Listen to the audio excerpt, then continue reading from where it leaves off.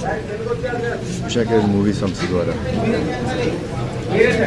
రామోజీ గారు స్థాపించిన సంస్థ ద్వారా తొలి చూపుదనే సినిమాతోని నా సినీ ప్రస్తావన మొదలైందండి.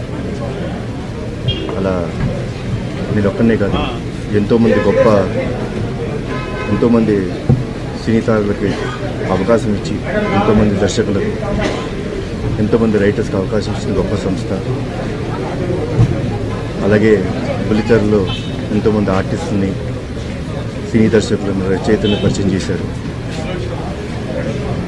ఈనాడు దినపత్రిక ద్వారా న్యూస్ మనకి చేరువ చేశారు. ఈటీవీ ద్వారా మనకి ఎన్నో న్యూస్ అందజేసిన గొప్ప వ్యక్తి రామోజీరావు గారు. అలాగే Ramoji film city, Asia's biggest film city కట్టి మా సినిమా వాళ్ళకి షూటింగ్ అనేది ఎంతైనా చాలా ఈజీగా చేశారు. సో అంత గొప్ప వ్యక్తి ఈరోజు లేరు మన మధ్య అంటే చాలా బాధగా ఉంది.